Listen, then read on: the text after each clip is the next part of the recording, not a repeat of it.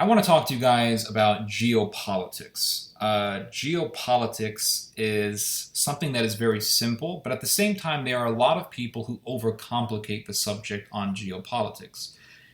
So I decided to do a video, Geopolitics 101, and I'm going to briefly explain to you geopolitics. Geopolitics is very, very simple, but there are a lot of people, especially on YouTube and in academia, who like to overcomplicate things. Well, let's talk about this king and what he did here, and let's use all these terms to describe geopolitics, when the reality is that you can describe geopolitics to anyone, and anyone can understand geopolitics. It's like economics. Economists love to overcomplicate economics, when the reality is that you could really explain economics to a 9-year-old.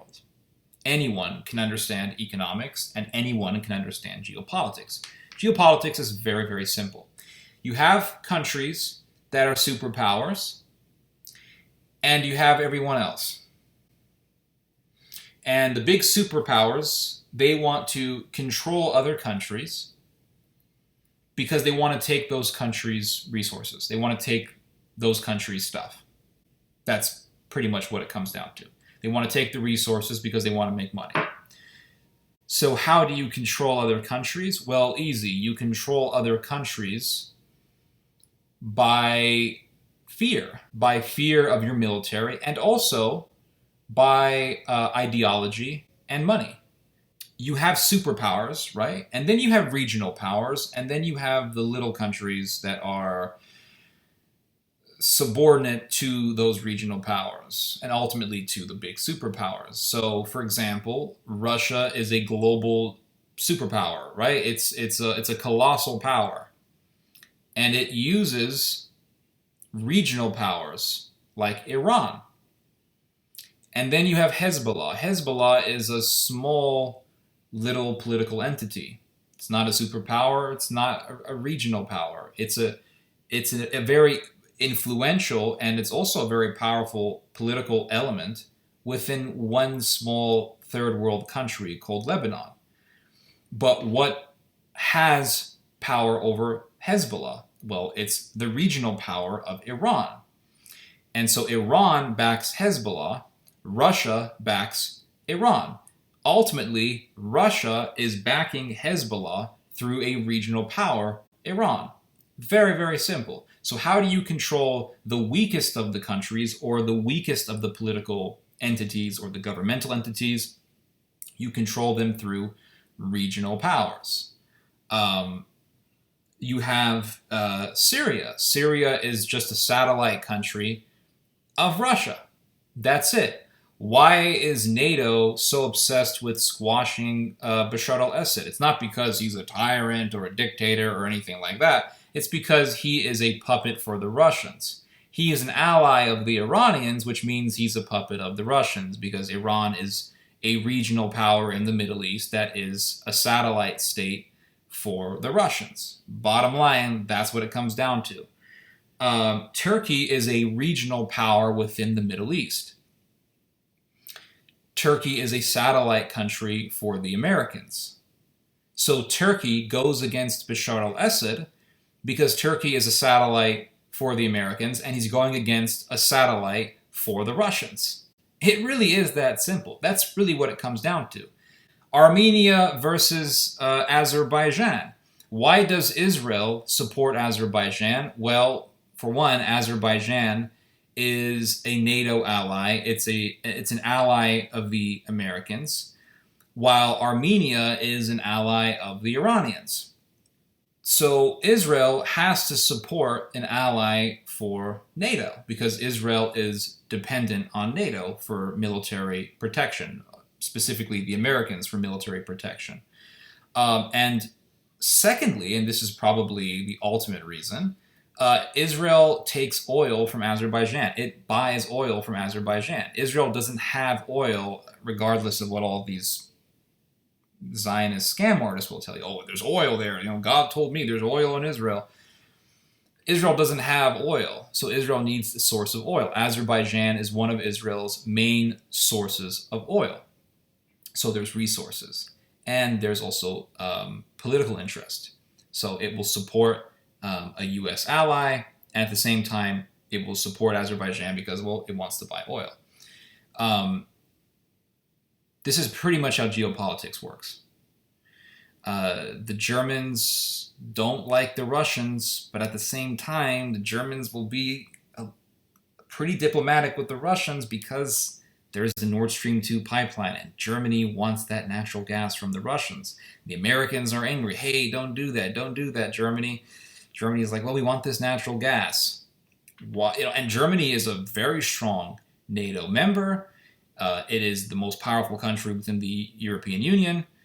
So what's happening here? Why isn't Germany acquiescing to American demands in regards to this Nord Stream 2 pipeline? Well, it's very simple. It's because Germany wants to become its own global superpower. Germany wants to be one of the big dogs that can control things in the giant global chess game. Germany wants to be like America.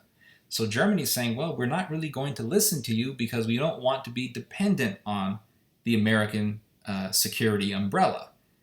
So we're going to do our own thing. And even though the Germans don't like the Russians, and even though ultimately they're probably going to clash, they're doing their own thing. They're angering the Americans because they want to break away from American power.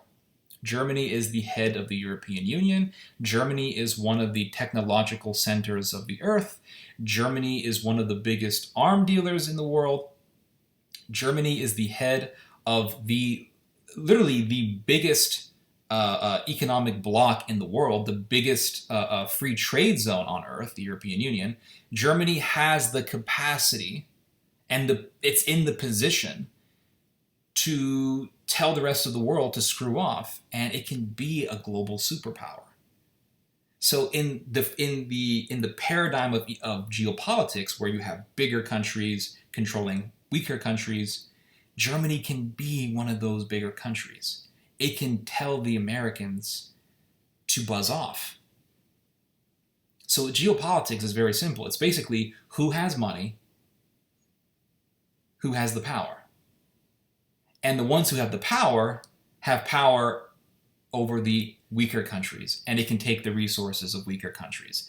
That's geopolitics. It's very, very simple. And in the end, those in the weaker countries have to be diplomatic with the powerful countries. And the idealists who are used as proxies, well, they have to shut up, or else they get shot. Great example is Che Guevara. Cuba was a satellite state for the Soviets, and today it's still, it's a satellite state for the Russians. Che Guevara was fighting really for the interest of the Soviet Union. He may not have known it, but that's ultimately what he was doing. And Che Guevara and his guys, alongside Fidel Castro, they overthrew Batista in Cuba. And even though Batista was one of our allies, the Americans turned their backs on Batista because he began to kill civilians. He was, bombing his opposition. So the Americans said, well, it's not really going to look good for us if we support you. So they just kind of turned their backs on him, and Batista was overthrown. Fidel Castro took over.